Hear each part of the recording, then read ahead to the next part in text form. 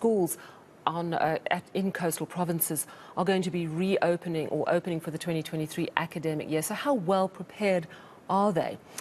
It seems in KwaZulu-Natal there is quite a problem. Some of the schools damaged in the April floods last year have not actually been fixed. Lethiwe Mdluli joins us from Durban. Lethiwe, thank you so much for joining us. So you had a look at some of the schools, some of them damaged in the floods last year, nearly a year on, not repaired. Tell us where you went, what you saw.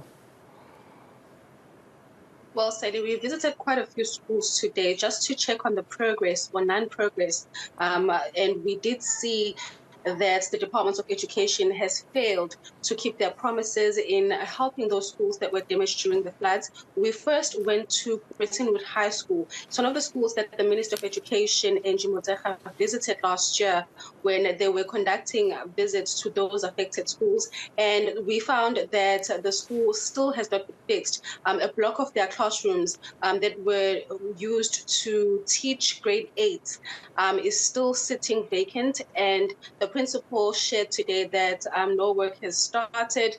They also have not had help from the department when it comes to fixing their sports field, because it was one of the things that was damaged during the floods. We also went to a township school in Uzuma. We went to Begisisa High School. Now, that school was not affected by the floods, but they've had existing problems for over 5 years now. We spoke to some parents there who shared that the school does not have toilet facilities. The toilet facilities actually stopped working about 5 years ago, and an organization, a non-profit organization, then decided to donate 2 containers that the school has been using as toilet facilities for the past 5 years. And unfortunately, they have told the departments about this, but the department unfortunately has not been able to help them. They also spoke about the fact that they do not have running water, which means that they are storing their water in JoJo tanks for the time being, which means that when the schools reopen tomorrow, most of those learners that are going to be coming back will not have running water or drinking water for that matter, because the principal did share that the water that they're storing at the JoJo tanks, inside the JoJo tank, is used for toilet facilities and also for the daily runnings of the school. So it's summer right now. A lot of pupils in that school will not be able to drink water because the school does not have any running water. There's also electricity problems they are faced with. So there's a lot of major issues that we've discovered today. But the department is quite, they're confident that they're ready to open, even though we did not have a chance to speak to them. While speaking, though, to some of the parents, they did share their frustrations with us, and this is what they had to say. Isimo sona asikho sihle kubantwana bethu, indlela nje amathoyilethi ayiwona awagculisi impilo, futhi uma uwabheka awekho empilweni ukuthi abantwana bethu bengangena emathoyilethi nje. Besingacela nje ukuthi uGovernment isize ukuthi isilungisele amathoyilethi abantwana. And Lethiwe, I have a written translation. Am I correct that she's talking about that the toilets are not in a great state, not good for the children to use them, and they just want the government to fix them? Am I right?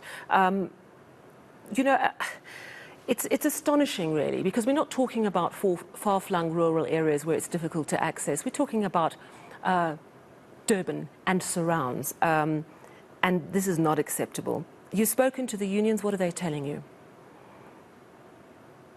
Well, Sally, the unions have also raised the same issues, or concerns rather. We actually went to Brittonwood High School with them, and they were actually saying that most of the schools that were affected were in Durban. So the fact that the Department of Education has not been able to help the schools, and they are not even in rural areas, speaks volumes. They are saying that other concerns involve the fact that there's a lack of teachers in the province. So it's not just the flood-stricken schools that will be facing a major issue this year moving forward.